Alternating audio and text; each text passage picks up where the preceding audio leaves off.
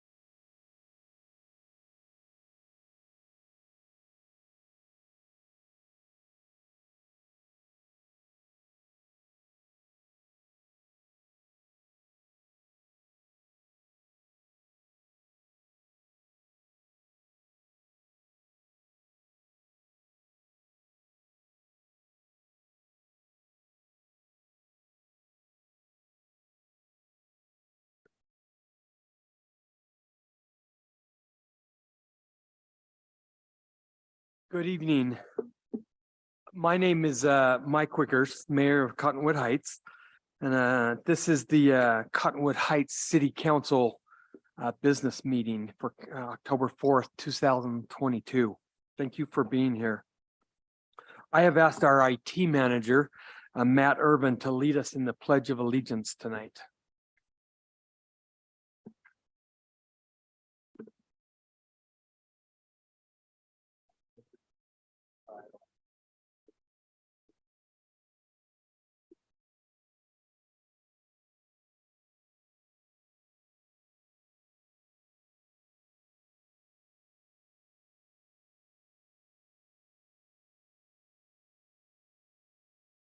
Man, Thank- that's a really nice view out there. You look at the flag and the mountains and Thank you, Matt and Scott. I agree with that comment. So we have a special acknowledgement for this evening before we get to our citizen comment period. This is a fun thing that we get to do as a city, something that we enjoy. And anyway, we're grateful to have here with us this evening our fire chief for the United Fire Authority, Chief Dominic Burchett. And we're going to ask he, along with Assistant Chief Riley Pilgrim, to come up to the podium, and I'll let them explain what we're doing. Yeah, Mayor and Council, thanks for allowing us to do this tonight. This is a pretty unique opportunity. Every so often we have somebody in our communities who kind of stands out and rises to the call, especially when they're in harm's way. And that means a lot to us to have citizens who are willing to do that. And we feel like it's important to acknowledge the things that they've done as well. So what I have here is just a brief video clip that kind of highlights the events that happened. So on July 18th, we had a pretty significant house fire that occurred kind of on the southern end of Cottonwood Heights, right in 116's area, off Wasatch Boulevard. And so this video kind of paints the picture of what the first responders and Jason, as Chief Burchett will introduce here in a second, encountered as they first arrived on scene. So I'll share that. And then what I'd like to do is turn the time over to Chief Burchett, and he can proceed with the recognition.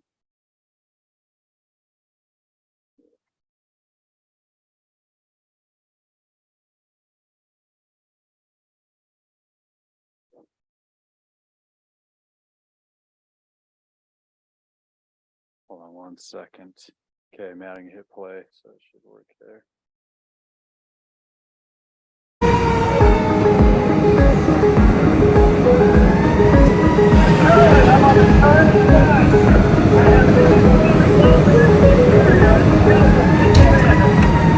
My name's Jason. I was driving down Wasatch Boulevard, saw the smoke, saw the fire, and it didn't look like it was like yard burn. So I saw that people were calling, and so I just swung into this neighborhood here. As I was walking up to the house, someone else asked, "Is there someone inside?" And that gave me more of a sense of urgency. So I tried the front door, it was locked. Tried the side door, it was locked. Around the back, it was, blazing. So coming back around, there was an AC unit. And so I pulled that out. So we did our best to help lay out some of the hose and help in that way. And then I helped one of the firefighters reach one of the axes. And then the firefighter and myself were able to communicate that help was here and she was going to be taken care of, but it still must have been terrifying for her. So I'm so grateful that everyone here was able to come together. Of course, the fire crew to get her out safely. And then even neighbors, to see some of the neighbors come and offer not just help in the moment, but aftercare, like what funds, insurance doesn't cover everything, right? What does she need after, not just financially, but psychologically. And so that was beautiful to see. And I'm never gonna look at firefighters the same way again, that's for sure. Really appreciate what you guys do. Yeah, so the video is a little choppy, but definitely still kind of depicts what they were encountering that day. So what I'd like to do, I'll turn the time over to Chief Burchett, and he can proceed with that. Yeah, thank you, Mayor, Council, and staff. So as you saw on July 18th, there was a 2-alarm house fire and there was a known victim inside. Jason, who you just met, saw that plume of smoke and ran to help, which is uncommon for citizens to do. If you heard on the video, he pulled the AC unit from her window so he could communicate with her and basically said, calm down, the fire department's on their way, they're on their way. When our medic engine 116 showed up, Jason informed the captain where the victim was in the house. It didn't stop there though. He helped pull hose lines and that type of thing. With a three-handed engine like medic engine 116, the captain's busy doing a walk around and providing scene safety. The firefighter paramedic is pulling the hose line to start attacking the fire, and the engineer is pulling the hose line to the hydrant and making sure that he's ready to pump the fire. So Jason jumped in on a lot of those things and helped. It really is important that the information that he shared where the woman was potentially saved her life. The assistance that he provided in those tasks saved our crew seconds, and in that situation, seconds really matter. So while this was going on, the captain from medic engine 116 knew that there was a rescue situation, and he knew he couldn't get her out on his own. So he and Jason forced the door. So what that means is with an axe and a Halligan, they opened the front door so that they were ready when the second crew arrived. And when that second engine arrived, the crews were able to get in and bring her out safely. So this is a unique opportunity for us. It doesn't happen. That's generally our job, to break down doors and get in. But with Jason doing that, I feel like it's important. We have these coins are called fire chief coins, and I give them when there's stuff like this to recognize. So I'd like to bring Jason up and thank him for his efforts.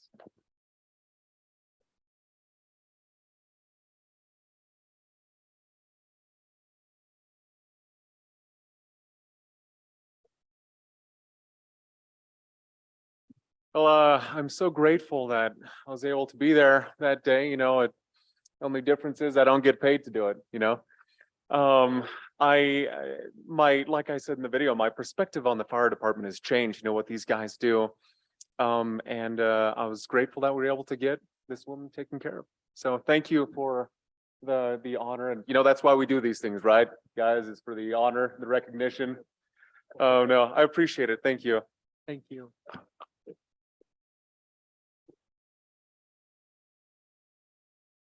Yeah, just as liaison, I'd like to thank again Jason for coming out and Chief Burchett to do this. This is a pretty important thing, and it means a lot to have this group out here. And Captain Halligan is here tonight, so he's hiding in the back. Just like we said, we're here for the recognition, right? But we typically like to hide because it's definitely not here for that. We'll love doing our jobs, and it means a lot to serve the community. So thank you for allowing us time to do that.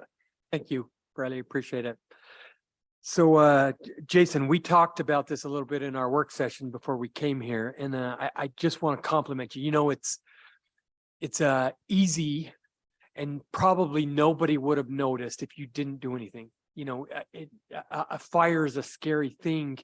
It's dangerous. Lives can be lost, and the fact that you did something and helped to save somebody's life, I mean, I can't thank you enough. And you deserve this honor, and thank you for being an example to others, and thank you for being here. This was a great experience for us, so thank you.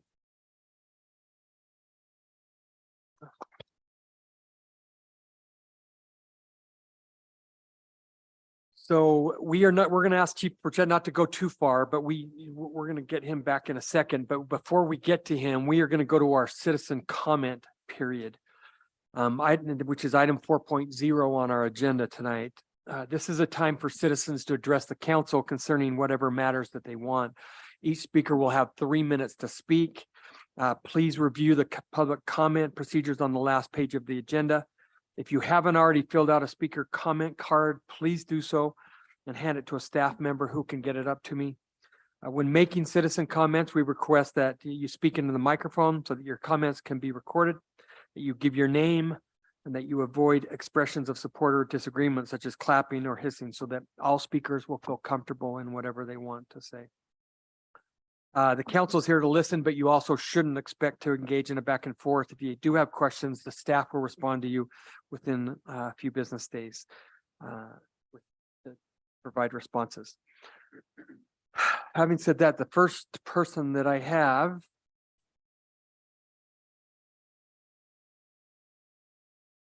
let's see, is it Kazit or Kansit? And Shannon France.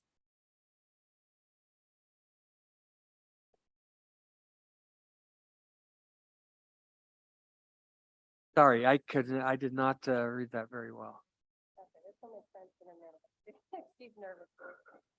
All right, yeah, put this up here for you guys. There we go. Okay. Oh. So, I don't know if you can see her. First of all, I want to thank you guys. I appreciate your service and you do a lot of the hard work of what makes Cottonwood Heights great. I'm here with my daughter. Her name's Casey. Oh, thank you. I'm here to express support for the film festival that was going to start last year. Please bring it back. There are several things that a film festival brings to a community. Film festivals provide a platform to engage community to dialogue about important issues in a time when we are fragmented from each other. I believe a festival can unite the community to engage or gather around a common story. Film can provide insight into the experience of others and a sense of community.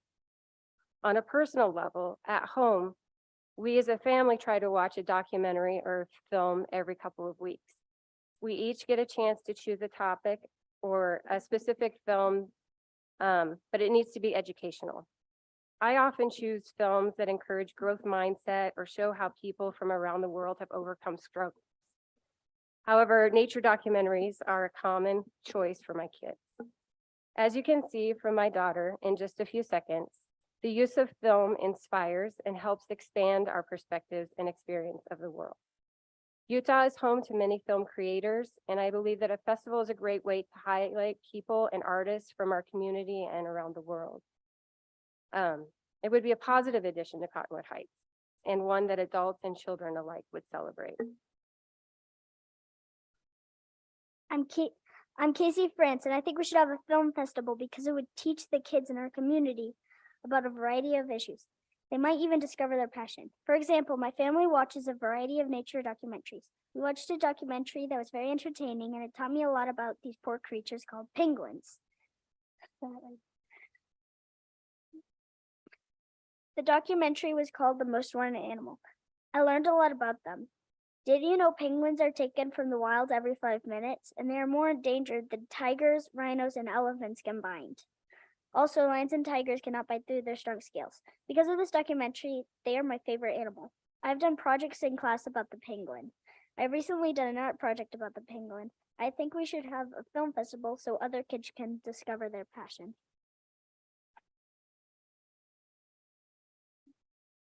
Thank you. So how old are you, Casey? 9.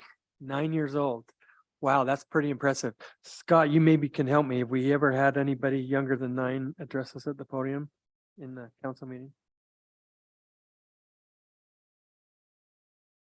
So maybe it's not a record, Casey, but I think this is pretty cool that you would come up here and do this with your mom. So thank you for coming. And it's actually something that we'll be talking about as a council. So They didn't read their statement.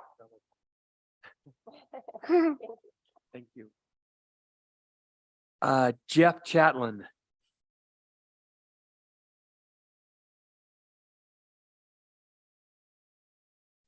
That's a tough act to follow, Casey. I wish our problems were just so small. So I'm here to talk about the gondola and the Salt Lake County Council. Right before I struggling to come here tonight, voted 5-4 against the council or against the gondola. And we watched in shame, not mentioning names, Chris McCandless left the podium with his hands held high, and to the ire of a lot of people in Salt Lake County. And thank you for your many words against the UDOT spokesperson, not sure his name, Ellen, Mike, Sean. great job. Support our team in the city. Do not let this just go by the wayside. And I think we have Salt Lake County on our side. I came here tonight to talk about Wasatch Boulevard and how that's become a highway, a freeway, and now it's become the state of Utah's opposition against the gondola. And so my words and support, thank you for supporting and opposing the gondola or questioning the gondola. And to see Salt Lake County tonight, maybe an hour before I came here, 5-4 against the gondola, should not be taken lightly. It will ruin our city. It will ruin everything we've fought for in Cottonwood Heights. Thank you for your support. Thank you, Jeff. Appreciate it. The next person we have is Lawrence Horman.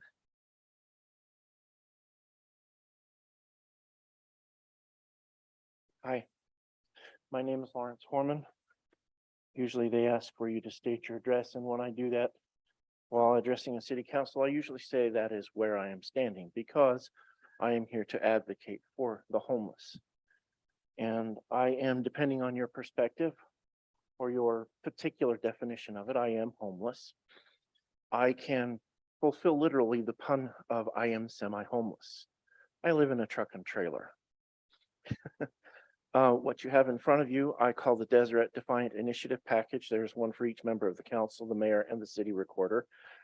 I will not be reading from it. I gave it to you so you could peruse it at your at a more convenient time. I simply wish to speak to the fact that there are homeless, that they are that they do not come from just 1 or 2 cities within this valley, that they need the help of everybody in the valley, and that it cannot, absolutely cannot, if you want to solve the problem of homeless issues, be left to 1 or 2 cities. We have the ability, with the way our culture is in this valley and in this state, to solve our homeless problem, to be a leader in solving it, not only in this valley, but in this state, in this country. We can be an example. We have tried to solve it through other means, and it has become very apparent that the first, best, and most long-lasting solution will have to include housing first and continuing supportive care over the long term. Otherwise, it will not solve. And I mean no sarcasm, and I aim at nobody at all when I say it this way. Somebody put it this way: how can you solve homelessness without houses? The point being, they have to have a place to live. The resource centers, the shelters, they have their place. They are useful, but they are not the final solution. An authorized campground would be a good thing too. That's all in there, but that is not, believe it or not, the focus of that. That is simply an example of the fact, this packet, that the homeless do know what the problems are. They do know what needs to be done, and we can come up with viable solutions. And those who are homeless should be included in the discussions and in the solutions, in making the solutions, because we are the ones who are there. We know what the problems are. We know how they can be solved. And we may not, all of us, be able to articulate that the best way possible, but that does not mean that we don't know what needs to be done. I would urge you to look at the problem and make it something that you are part of the solution for. Thank you.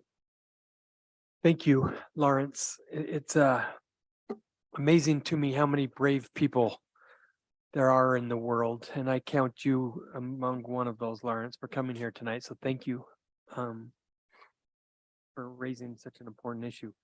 Zoe Robbins. Hi, Mayor Weichert and Council. My name is Zoe. I'm a 15-year resident of Cottonwood Heights, and I recently heard through the grapevine that you were considering not bringing back the film festival. And so before I state my position, I'd love to hear why. So Zoe, we don't really do it back and forth. I'll just say that that was approved with the previous council COVID happened and it shut it down. We talked about it in our retreat, and have now, so it's something that we have not shut down. We are just still in consideration. Okay, great. Well, I hope you do consider it carefully. I think it was an exciting event. I think a lot of people were disappointed when we were unable to do it. Some great films were picked. I know the films and I was looking forward to taking my friends and my daughter. I had volunteered to help. Casey said it really well, and I will just echo that sentiment. Culturally, Utah is an arts state, as you know. I mean, we only host the most well-known film festival on the planet. So I think it makes a lot of sense to include film in the arts for Utahns. We do, theater and many performances and lots of mediums, and that's what film is, and particularly documentary filmmaking it's part of the arts. And I think Cottonwood Heights values the arts, and I think this is the kind of arts that people that might not otherwise come out to see photographs or paintings would come out to see a film. I think it will be well attended and very popular. Thanks. Thank you, Zoe. Appreciate it. I don't see anybody with a hand up online. Anything that we need to introduce? Okay, well, with that, I will close the public citizen comment period. Well, like I mentioned earlier, we're excited to have our United Fire Authority Chief, Dominic Burchett, here, and we'd like to invite him back up, kind of as an introduction to our new city council. So thank you, Chief. Yeah, thanks again, Mayor. And I have to say I was really nervous, but then I saw Casey get up here and she gave me the courage that I need. So hopefully I can get through this. So as been mentioned, my name is Dominic Burchett, and I was appointed as the fire chief in April of this year, replacing Chief Dan Peterson. That makes me the 14th fire chief in our 100-year history. What I'm going to do is just share a little bit about myself, personally and professionally, and then talk about my plan for the organization moving forward. And I'll stick to the 3 minutes. So I started my career in 1997 as a wildland firefighter. And then in 2001, I was hired as a full-time firefighter. I've spent the last 20 years as a paramedic, engineer, captain, division chief over our wildland program, and then most recently as an assistant chief over our support services. I'm married to a beautiful woman named Jillian, and she's a veterinarian, and we have 5 children together. And since she's a veterinarian, she keeps bringing pets home. And so I've got too many to count, anything from a frog to a hunting dog and chickens in between. As a family, we enjoy everything outdoors with hiking and biking, hunting, skiing, and everything else we can do outside when I have time away from here. So when I was appointed as the fire chief in April, what I did is I laid out a 100-day plan and what I hope to accomplish in that first 100 days. It was a document that I shared with the board and all of my command staff. And what that really was getting out and visiting everybody. So we have 24 stations on 3 different platoons, and that alone took me about 100 days to do. So it was at least 100 meetings altogether. The final part of that plan is to do this, is meet all of the councils that we serve.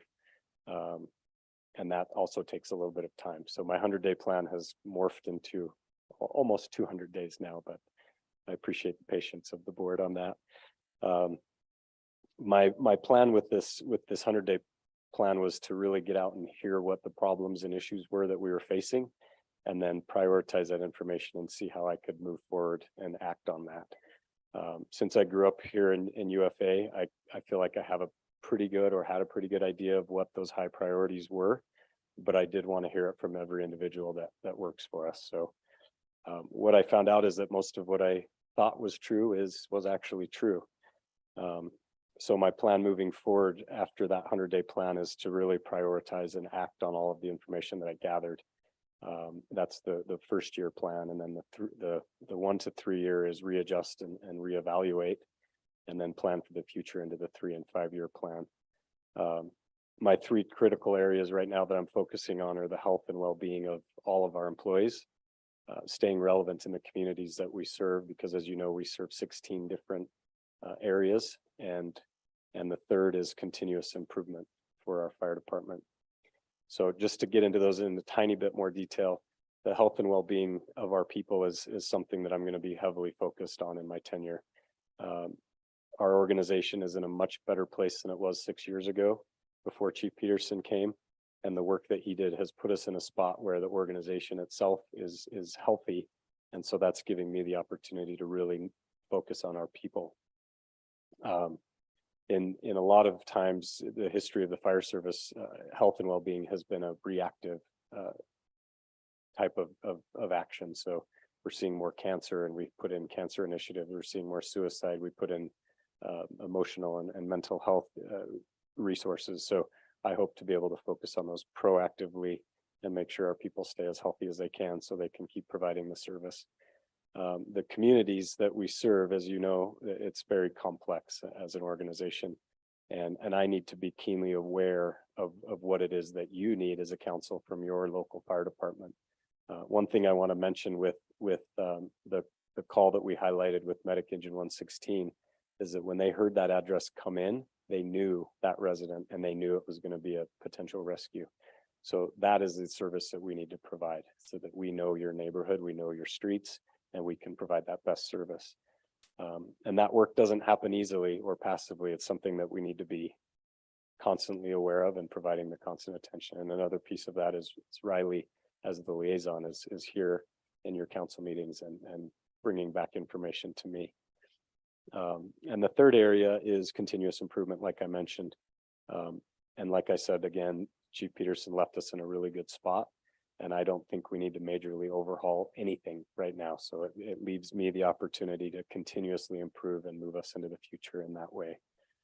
So that's all I have. And thank you for the opportunity. And I will say you have the most beautiful backdrop of any council chambers I've been in so far. So you're lucky. But I'm happy to answer any questions. Yes, Chief Burchett, thank you for being here. As I had the opportunity this spring to participate in your UFA day-long fire academy, I learned a lot, and I really appreciate that opportunity. I urge my colleagues to avail themselves of that next spring. One of the questions that I have as we look at mobility and transportation, one of the initiatives I would like to see Cottonwood Heights embark on are some road diets, potentially narrowing our asphalt footprints for a number of reasons. It makes the streets safer for pedestrians and cyclists because it slows the cars down basically when they're on a more narrow road, etc. I know that chicanes, bulb outs, narrow roads can be a challenge for your large fire trucks. And so my question is, would there be a consideration, especially as you talk about remaining relevant, to possibly consider working into your fleets on an as-need basis, some of the emergency vehicles that can operate effectively for firehouse fires, et cetera, on these, more narrowed, or I'll say trickier roads to navigate? Yeah, I think that's a great question. And I think in the short term, that change would be a pretty challenging for us to change our fleet to meet that need. But like I said, being relevant in the communities, we need to always be looking at opportunities to change our service for what the community needs. Road width is important to us because if it slows cars down, then it slows our response down, clearly. And we want to make sure that we're there as quickly as we can be, but there's always opportunities to look at for that. And then I had one other quick question.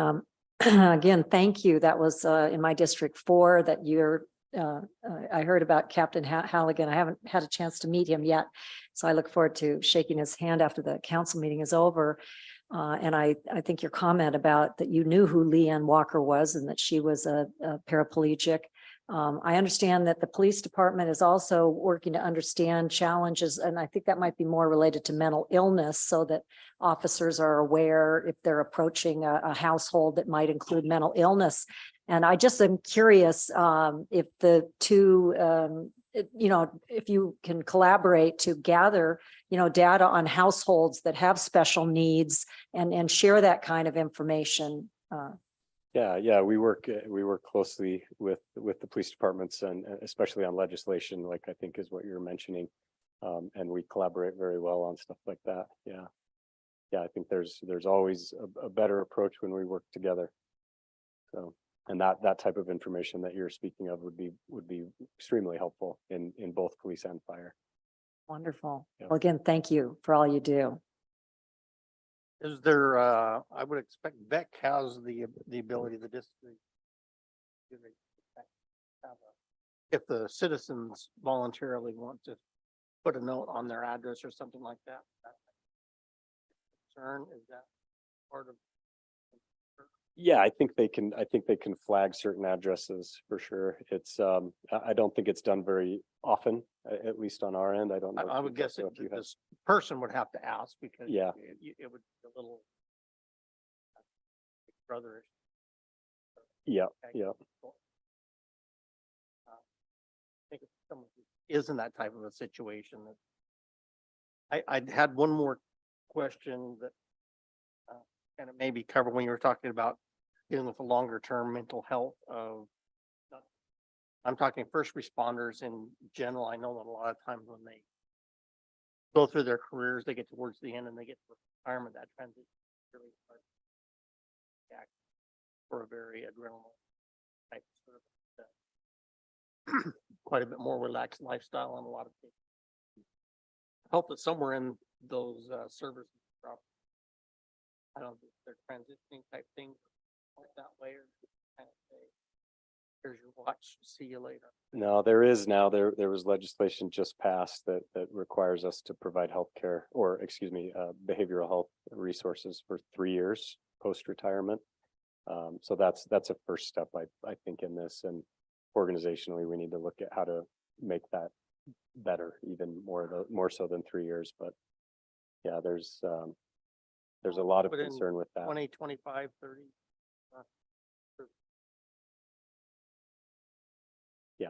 Appreciate that. Chief, I just wanted to thank you and the police on our Y2K survey. It was one of the top things, is making us feel safe. So thank you so much for your service, and look forward to many years of your service. Thank you. Thank you. I want to echo that. I want to thank you and your team members for the service you provide, law enforcement, of course, included. It's a profession that sometimes doesn't receive the accolades that you should. Talked about accolades earlier, but the accolades come when you see people surviving. They come when you see people making it through accidents. And strength that you have as individuals to be able to bring your full self to your profession is completely admirable in my eyes, and I appreciate you to no end. Thank you. Appreciate that. Thank you. So I'll echo what all of our council has said, Chief Burchett, and thank you for coming. We want you to know we love our Assistant Chief Riley Pilgrim. I've mentioned multiple times that we are the only city with an assistant chief as our liaison, and we take pride in that. But we also appreciate what he does for us. And so thank you for allowing him to be with us. And, I was on the hiring committee. We made a great choice. And so we're grateful that you're at the head, and we look forward to like multiple said, long years of service. So thank you, Chief. And I get to sit next to Assistant Chief Pilgrim every 2 weeks. Woo, yeah. That's good. Well, and I encourage all of you to do the fire school in the spring, like Councilman Burrell did, and it's a great opportunity. It's fun. You might get tired by the end of the day, but it's a great opportunity. So all of you are welcome, and we'll push that out when it's time. So Thank you. Thank you. Learned much twice and suffered the embarrassment twice. Give it a few more years. As somebody who's afraid of heights, I'm just not climbing the ladder. That's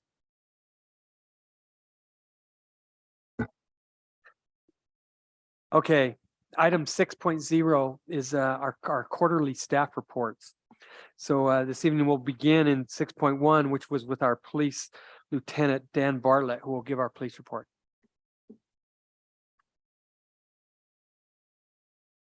Good evening. Just really quickly to answer Councilwoman Burrell's question about the flags and the hazards and stuff like that. We actually have the same system, Versaterm, that fire has. We communicate, we get the hazards, we get the flags.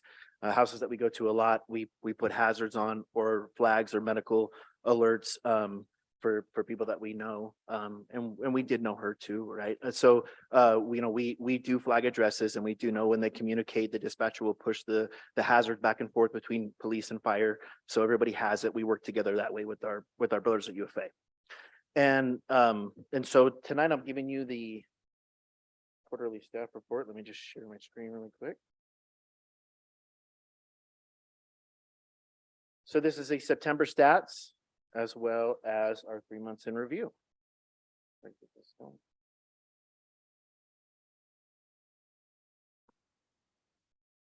So we had 1,386 calls for service, with 192 of those being on view in the month of September. Our calls for service by district, as you can see. Now this will flip flop here in the next coming months, right? With all of our ski traffic and everything that's going on back with the approaching winter. Our calls remain the same, of course, on the west end. But we will get a lot more calls coming up on High East coming up very soon. Our response times, our average response times, which is pretty much set in and not changing with the way that we're dispatching calls now. Our overall UCR crime report for the month of September was way low. It was very low. We're happy about that it was low. And we'd like to see them remain low. I wish that was the case. You'll get to see the 3 month one soon. So you'll see a little trend down, and we hope we can keep that low for a little while. Our arrests were also low for the month. As you can see, 26 adult arrests, 4 juvenile arrests. Our tickets, 108 citations with 89 warnings. And again, you'll see that spike here coming up with all that we have going on High East with the weather changing. Our citations listed by district, which will also change. And this is our accidents for the month of September, which it's been high for a couple of months.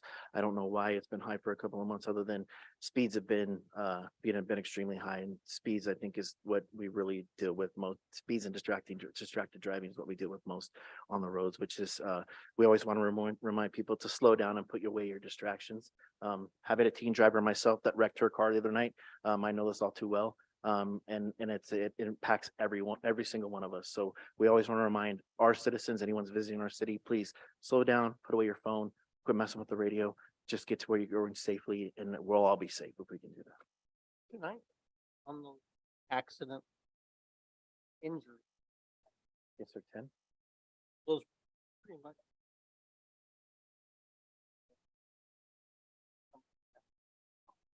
I think we had one, the last month we had one that made it into a neighborhood. And that was someone not driving like they should have. The majority of them stay on the main roads, right? The big accident that happened on the freeway that we were all a part of, that doesn't count for us. That wasn't on our thing. I have one quick question. Yes, sir. District 1 was a little high on accidents. On the west side of the road is in my district. On the east side, it's in another district. So do more accidents happen on the south side of the road or the east side? I'm sorry, the west side. I just don't want to have too many in my district. Which road are we talking about? I'm sorry. Highland Drive, sorry. Yeah, Highland About Drive. me, and then Sean. Yes, yes. You know what? He's outnumbered. It's sixes, right? I mean, it Yeah. depends on the day, and then the way you want to credit it, if it happens in the intersection. right, Okay. it's I'm totally- jesting a little I bit, know. but I just find that interesting because that is a dividing line. Yeah, well, that's a busy road, right? Yeah, I mean, very. it's extremely busy, and it necks down right here at Fort Union, and we have some adjustment with that and things like that. So, and we do speed enforcement on Highland Drive. I don't have enough cops to do all the speed enforcement we'd like to do on Highland Drive, right? To handle everything that we can. It's really important. And we have, overtime shifts to take care of traffic issues and stuff like that. We're trying to get it. It's also a very hard road to do speed on, to sit, to get cars, to get out safely, to get cars over. Our mere presence, I think, does a lot for us to be out there, to get it. And we'd like to do more. It's just a very, very, it's a dangerous road. That's why Ellen is pushing so hard to move the focus from Wasatch to Highland Drive. Yeah. And I like the road diet. For transit, for transit, for transit. Yeah, I like the road diet comment. But like Chief Burchett said, we also, we need to get places quickly too, right? And trying to figure things out and get safer and making sure we get the apparatuses in and stuff like that. So there's a way to do this to where we can figure it out. I think lowering speeds, when we can keep keep our speeds lower helps a lot in this, that we can kind of keep people safe. So our animal control calls for the month. Our animal control has been extremely busy. I know you see a lot of our stuff come out on social media. We have 2 wonderful animal control people right now who are doing everything they can to get the animal control and the code enforcement stuff done. We'd like to do more code enforcement.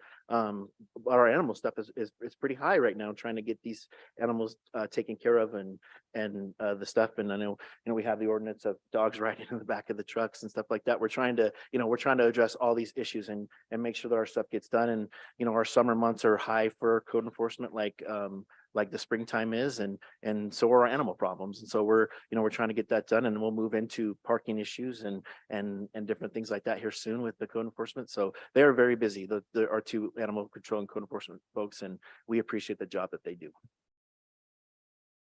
We had 4 unattended deaths and 2 attended deaths for the month of September. That's our 3-month in review there. You can see how the calls kind of dip down.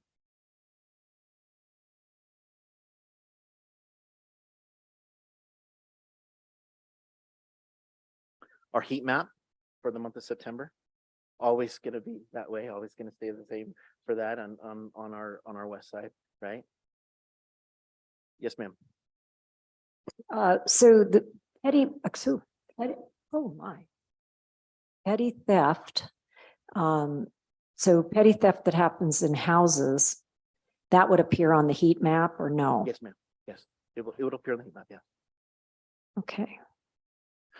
So what you're looking at with the heat map, it's hard to dial it in, right? We're showing the whole city. It's kind of hard to dial it in with the heat map because, 1 or 2 that happen, a group of cars get broken into down the street that happen, right? They'll show up on the heat map, but not in the sense that you get on what's going on, Union Park and Fort Union, right? So it's kind of hard to see. If we zoomed it in, you would see it a little bit better. And maybe I'll add district area for that for the next one. I'll see if we can figure that out to get the heat map done for the district area so you can see it a little bit better. Would that work for you?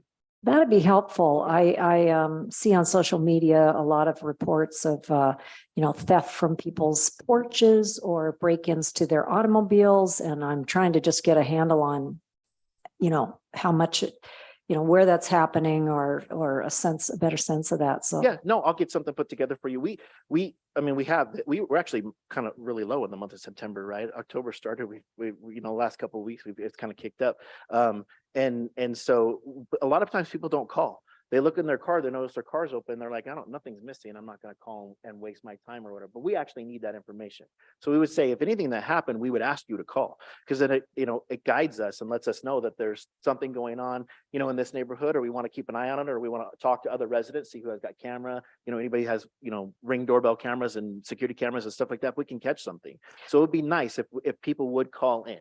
I realize if something's not missing, but your car's been broken into, you're like, or been opened or whatever, they're like, someone goes in your garage, you're like, I can't see anything's missing, but we need that information. It's nice to collect that data. It's nice for us to know what's going on. Well, another thing I was hoping that you could supply, you don't have to supply it right at the moment, but perhaps in follow-up, and that is that I have constituents that talk about the lighting of their house. And of course, there's a bit of a conflict between the Dark Skies initiative of, let's not have everything up bright at night for a number of reasons, the natural world suffers and things like that. But then there's the argument made, well, we're safer if we have a lot of lights on around our house. So is there any data that you could steer my way?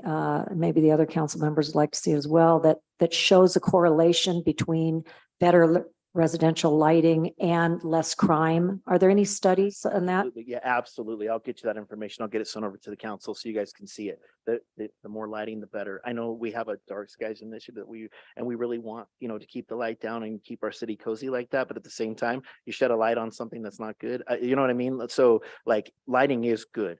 Spot lighting, motion lighting, those different things are not good. And if we can find a way to point them down a little bit, great, even better. But I mean, the amount of stuff, the amount of data and the amount of information and the things that we're capturing from people's doorbell cameras and people's home security cameras, things that are going in, it really helps us a lot, and when it's at nighttime, those cameras don't see that great in the dark, but we're getting that stuff. We're getting great video and it's enabled us to find people and stuff like that. So the more light, the better, right? I say the more light, the better. Well, I just would love to see any Yeah, data I'll or get it studies. for you. That'd be No super. problem. I'll Thank get you it. so much. Yep.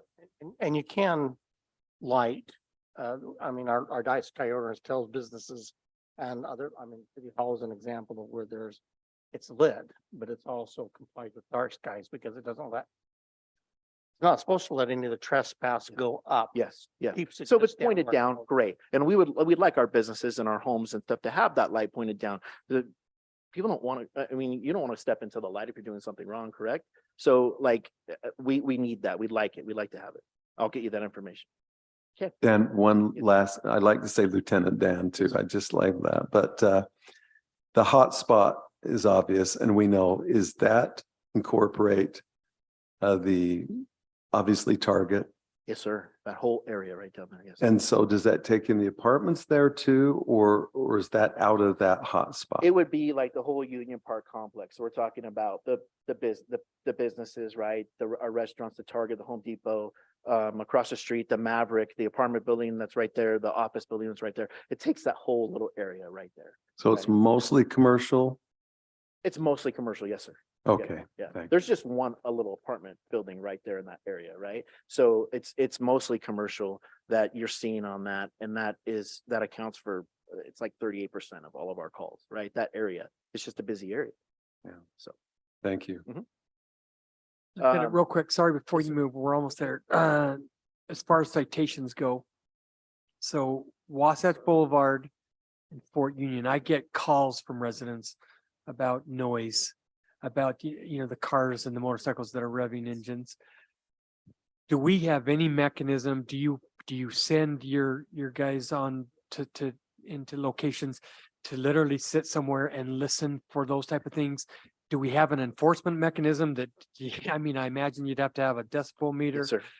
Anyway, if you'd maybe address that for us, just go. So you do have to have a decimal meter to cite for the noise violation. Now we get occasionally from time to time, people call in and say, these motorcycles are racing up and down the street, right? We send the cars up, they listen, stuff like that. The decibel level, if I'm right, it's like 90, I think is what the level is of it. It's like 90. So we have to have an official reading from the health department to be able to cite them for that. Now we all have decibel meters on our phone now, right, that we can use. It's unofficial, but it gives you a kind of a close idea of that, right? So we go up, we'll send guys up there and they'll sit and they'll listen. The motorcycles ride by and, they're coming up. What you think is loud doesn't actually reach the noise ordinance. 90 is pretty loud. 90 is very loud. That 90 is pretty loud, right? So what you think is loud, and you can hear it, and I hear traffic at my house, right? All the time. 90 is pretty loud. So depending on where they're sitting or what's going on, and where the officer's sitting, or we sit up there with our little thing outside the car and we're trying to listen for it. A lot of times when we go up and check, it doesn't meet the standard, right? And then I got to have the health department come out with their official meter and do things. And we've done this from time to time on different things that we've had to check and see. And we will continue to watch it and continue to listen. Our officers know when something's not is in a violation of law. It's very easy to get those pipes on those bikes. We know that that's over 90, right? And we can make that work and figure that out. But for the most part, when we've gone up there and sat, it's stuff that's not in violation of the law. May I ask, I learned that UDOT, I think that Josh Van Jura indicated he had 1,000 or some huge number of I think he called them noise receptors along SR 210 Wasatch Boulevard. And I was surprised to learn that. And is there a way to interface with UDOT and get the readings that are coming off of those hundreds of noise receptors? Yes, so we have to talk to them and say, hey, what are you guys seeing? What are the readings? What are the high? And a lot of it correlates with high traffic time too, right? A lot of traffic moving. Well, a lot of it is through the night. I mean, it can be 2 or 3 in the morning and it rouses me out of my sleep. Yeah. So I can't imagine that it's not reaching the 90 decibel. It's pretty, I mean, most of the time when I've gone up and looked and checked it, it's not reaching the 90, right? And I'm not saying that the one-offs don't happen, cars racing up and down and stuff like that. And people call and we go up there, but by the time we get up there, you know, they're gone, right? And I can't sit someone there 24/7 to sit and watch. And we try to cover Wasatch and Highland Drive and Fort Union as much as we possibly can. But with the amount of officers that we have on, you know, on shift at the time or whatever, most of it's reactionary unless we're looking to do something. I have no problem asking our graveyard patrol to go up and sit and do traffic on Wasatch Boulevard or whatever and try to catch those bikes. And we've done it from time to time. And we've caught some from time to time. You know, it's just hard to be reactionary to run up and try to catch them when they're going through. And they're going through at a high rate of speed. Let's not pretend they're racing up the road, right? We know that. Well, and that's partly road design, of course. I know the decibel limit goes down after a certain hour too, though, right? Yeah, yeah. You're right. Oh, do you know what it goes down to?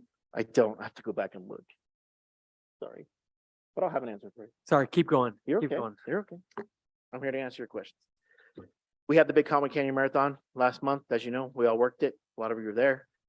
Very, very big, very busy. I'm happy that we didn't have anything too crazy this year with what we dealt with, and it went off pretty well. So, Kind of a famous runner right there. yes, sir. Cinema senator from Arizona. Our safety message for the month, of course, this month is Halloween. Always a very big month for us. And a reminder to everybody, please be responsible, slow down, watch for children, check their candy. You know, we put these out so that, you know, we hope if one person reads it and does what we ask and their child stays safe, that we've done our job. We put this out so people really will look at it. And Lindsay posted this on the website for me. So we ask for people to please be very, very careful this month. Any other questions for me? Great job. Thank you very to the much. Senate.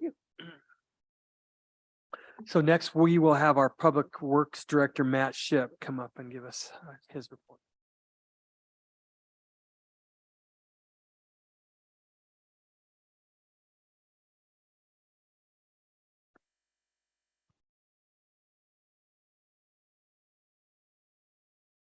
I wish I was ready.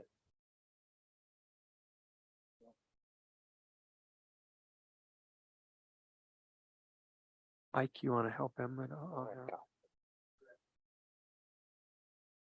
don't need it for me.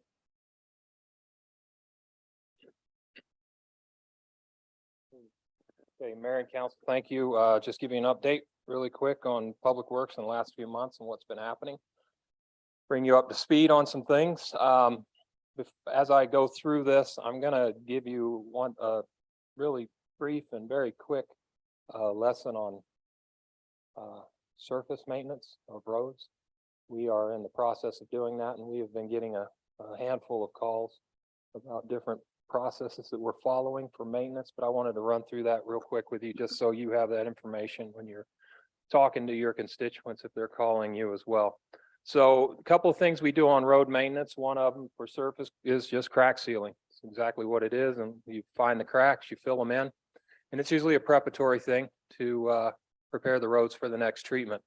Crack sealing, really what it does is it keeps the water out of the road base and kind of helps out. Crack sealing flexes and moves. So when it's colder, cracks open up, and we like to fill them during the fall and the winter. That's the best time to do it when you get the widest cracks. So just FYI on that. Slurry seals, you've seen a lot of that going on around town.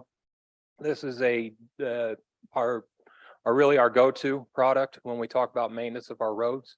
It's just a rock and emulsion mix that goes down on the roads. It's spread out behind a spreader box. It's pretty straightforward and it goes pretty quick. So a slurry seal is somewhat thick, not majorly thick. It has no structural integrity. It does not do anything for the road other than protect the asphalt, seals in the cracks, and it gives you a running surface. And typically this will give you anywhere from 3 to 5 to 8 years of life, depending on And everything I say here depends on the underlying feature of the road base, how that is. If that's gone, nothing you can do to the surface is going to help it out at all. So just really quick, we're doing quite a bit of those slurry seals.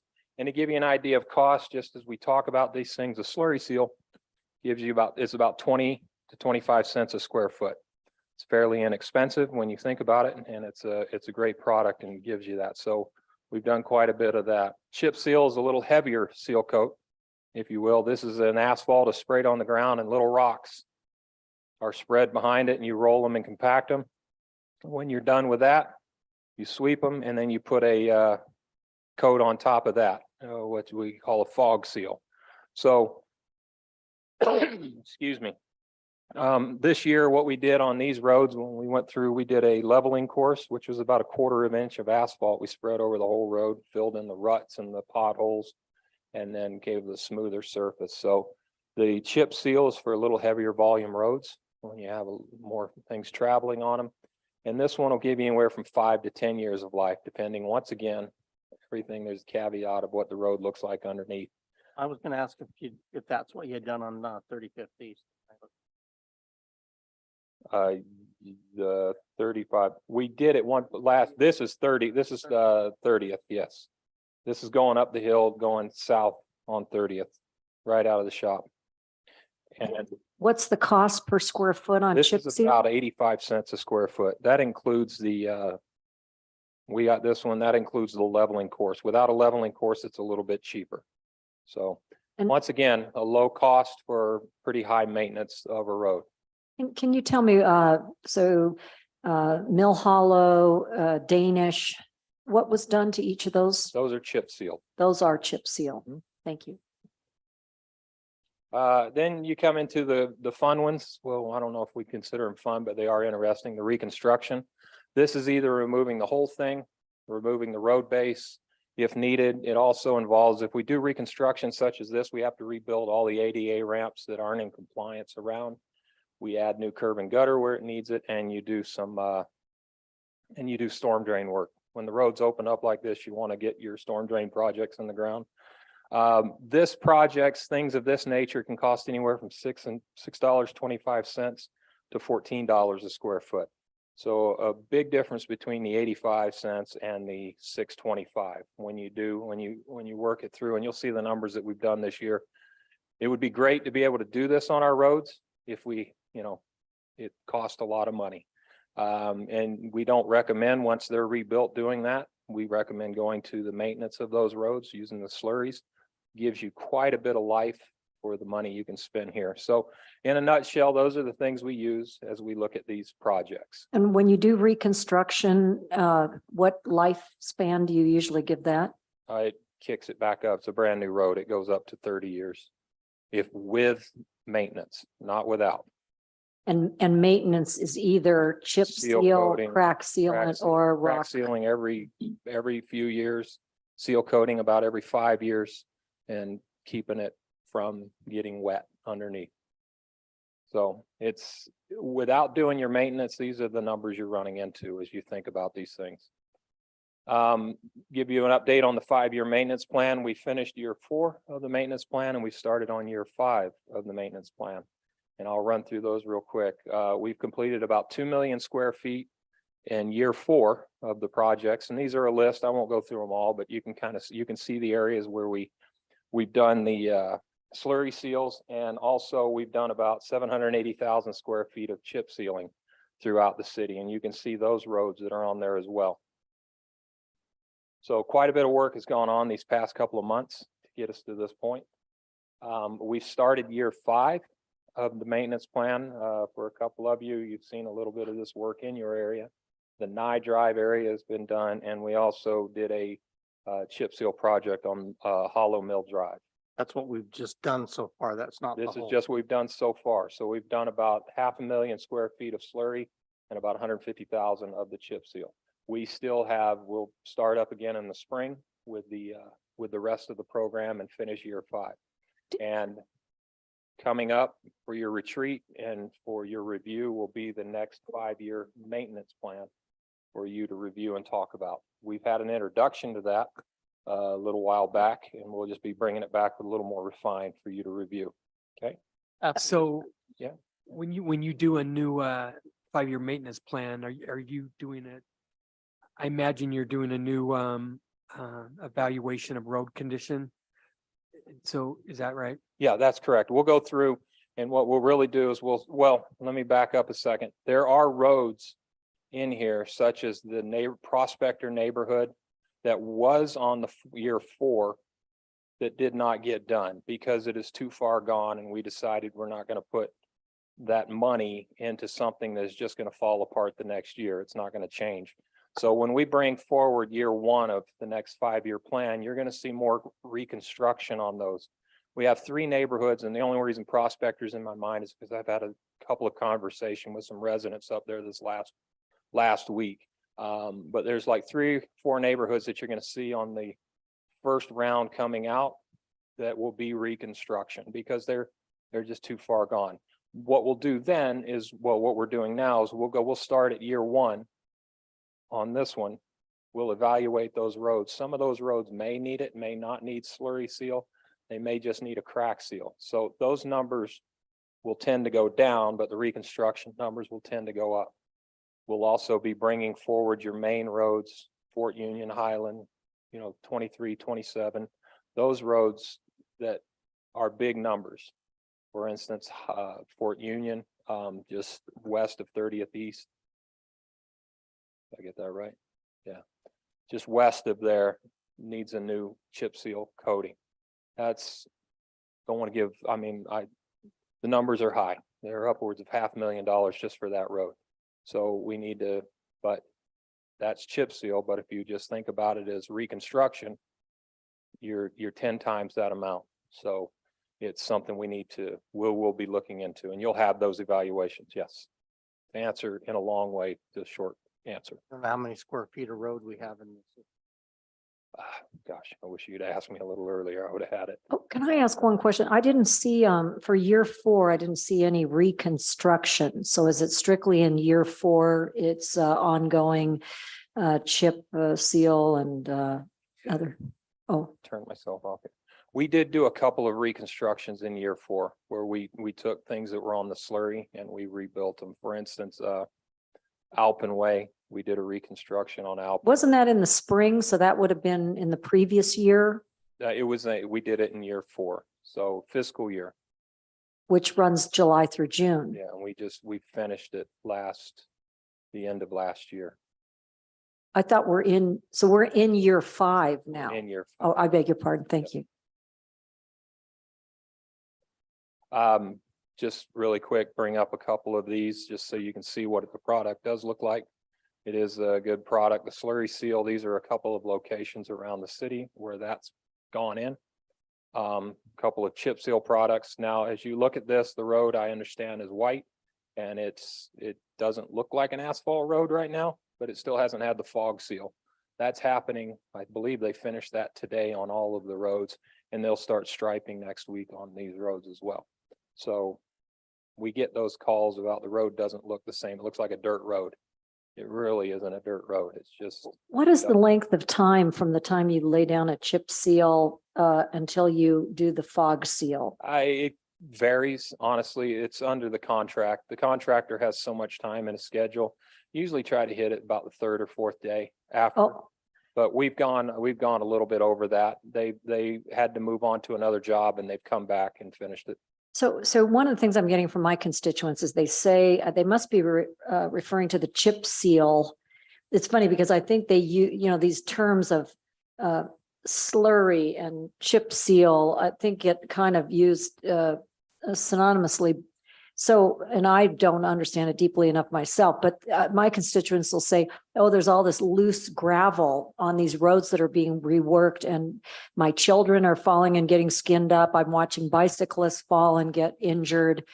They're saying things like this to me, and I'm assuming they're referring to the chip seal process, which there is exposed loose rock for a short period of time until they can be fog sealed. Is that right? Correct. That is Thank you. correct. And that's kind of what I wanted to give you a little quick. I know it's a very brief education overview, but It does leave loose gravel, and as cars drive on it, it does compact it. It pushes it out to the sides, to the shoulders. We try to sweep it at least 3 times, and then they'll fog it, they'll sweep it again, and it cleans up. It's this time around, the contractor, like I said, they have 60 days on the contract. So they had to move off to another job, and they came back to finish it this week. So so this is an idea of what a chip seal product looks like. The one on the left is 30th East, and I wish I could tell you which one that one was. I can't tell by the picture, I'm sorry. I was just saying, I mean, and I've heard some of these same comments that start a petition to prevent the city from ever using chip seal ever again. And I mean, I guess that's an option, but the reality is we did our last property tax increase, I believe, was 13%. And that yielded to about $100,000. This maintenance plan. I don't recall what we're spending. Numbers are in there somewhere, but Yeah, in order we're to- spending upwards of 1.7 million annually on the maintenance on these programs. But to change 85 cents to 625 for millions and millions of square Yeah. feet. Yeah, Yeah, if you so want to afford it, we can do the- that, but yeah, the 2 million square feet, the 750,000 square feet at 85 cents versus the 650 at a bare minimum is the difference you would have. it's a lot of money. Correct. That is correct. You're tens of millions. Well, it certainly helps us to even be able to talk in these kind of rough numbers like Councilman Bracken just described, because people want, and if you can help them to have a sense of scale and what they're really asking for. But Yeah. And it's not in the norm to, when you're maintaining a road, to tear it up every time it needs maintenance. So, yeah, That's instead just- of a couple of days of some chips, you're looking Yeah. at, I don't know, however long to tear up the whole road, lay down. Yeah. Just to do that, you're looking at months on end. Having just that. gone through a couple of months of that. Okay, speaking of that, pointing to what you're talking about, I wanted to give you a brief update on the roundabout. We are finalizing the punch list item on this. These are some, this one on the right, I think, is a great picture of the new roundabout. I believe the roundabout gives a lot of new definition to City Hall as you look at it. We've taken down the power lines. It's kind of opened that whole area up. And if you look at it, it really, it wasn't the reason, but we did it, but it opened up this plaza quite a bit and gave you a nice view. So moving forward, just giving it, like I said, what's happening on the roundabout. This is a video. This was at 2:25 when school got out. Wanted you to see a little picture of how things are operating. You can see the pedestrians are utilizing the crosswalks. You can also see that cars are stopping at the crosswalks. You will see a little backup. If you go out here at 2:25, between 2:25 and let's say 2:39, it's a rough time to go through. It does get plugged up, but we've timed it, and it's about 8 minutes when this thing empties out. It comes in and it empties out, and then it's flowing the whole time. The biggest jams, FYI, are not at the roundabout. As you can see, they're down here at the crosswalk and right here at City Hall across from the west side parking lot, the west side entrance. You can see that. But as you come down this way towards the roundabout, this is when school is let out. And you remember they're letting out about 3,000 students at one time. And this is what's happening. We haven't had, and I'll turn to Chief, I don't believe we've had any accidents at this point so far. No pedestrian, bicycle, or car accidents. So it appears to be operating as designed. We're pleased with the turnout, the way it turned out. We've received quite a few compliments on it, more so than any negative comments, which it's great to see. But I'd like to just publicly acknowledge Lochner Engineering for this. They did a great job in designing this particular roundabout, and then Staker Parsons Paving for the work they did on this. This was a very difficult project to keep traffic moving at two intersections, adding an extra leg onto this and continuing to have it to flow. But just to give you an idea of how it operates. on the punch list? Are we gonna get the yield? on Yeah, this there's down still, they still have to come down here on the east end and take the hump out and grind that. And they coming in next week to finish the striping. So there's bike ramp striping, there's stencil striping, there's bike stencils. There's a handful of things that need to go in. And I'm noticing a few lights that we need to take care of as I stand here and look at it. So One that I did notice, I think it was a football game last week. We've had a couple, maybe be thinking as you cross this way towards City Hall, away from the church. A little bit of a tendency to cut that corner rather than go inside.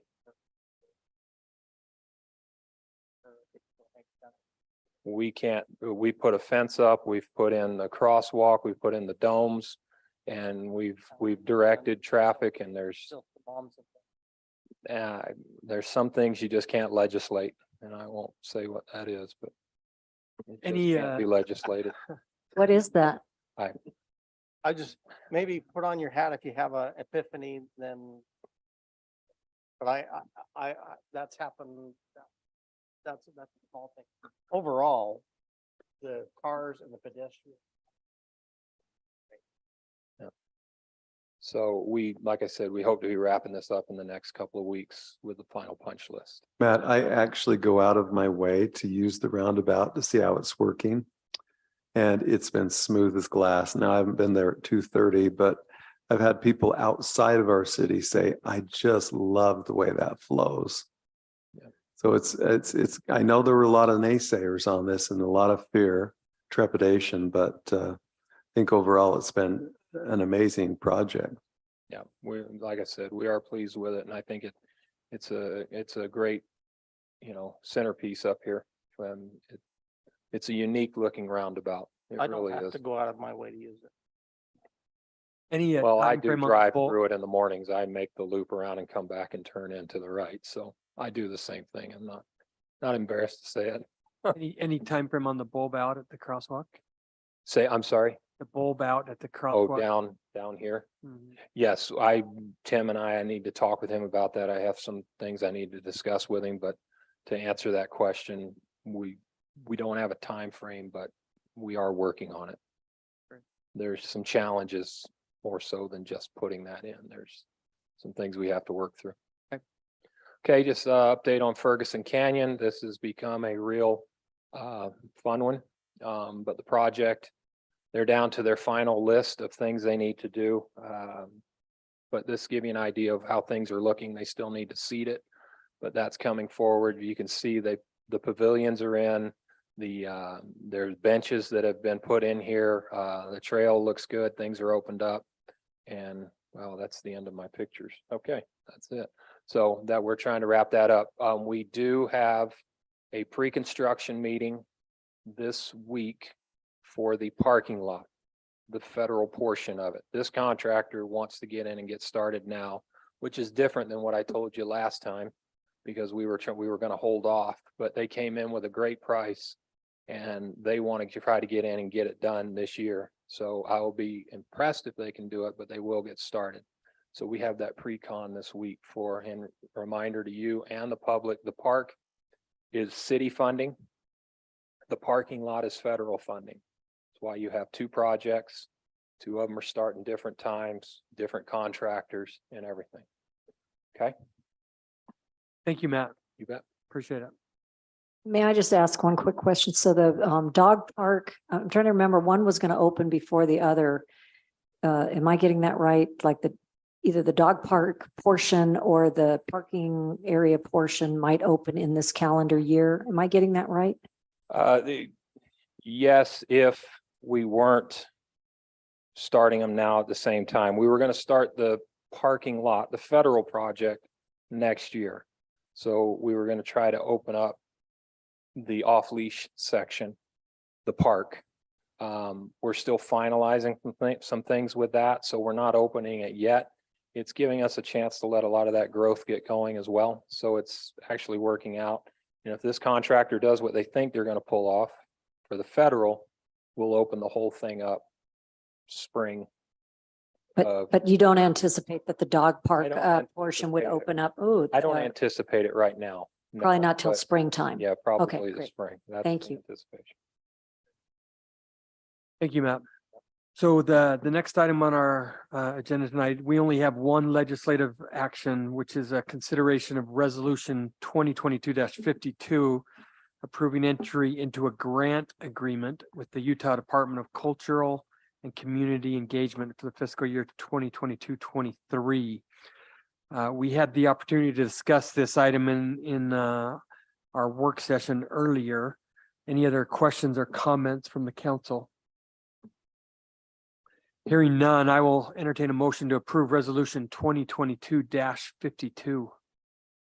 I'll make that motion for resolution 2022-52. I'll second that, Mayor. We have a motion to approve from Councilmember Newell and a second from Councilmember Peterson. Final questions, comments? Hearing none, I'll call for the vote. Councilmember Peterson, Yes. Councilmember Bracken, Yes. Councilmember Newell, Yes. Councilmember Burrell. Yes. I will vote yes.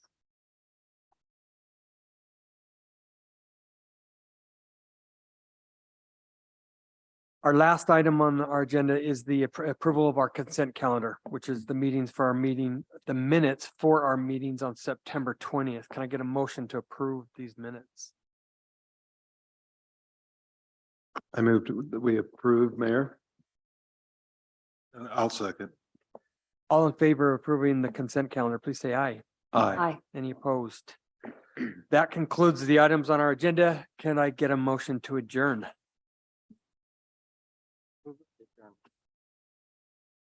I second that. All in favor, say aye. Aye. Any opposed?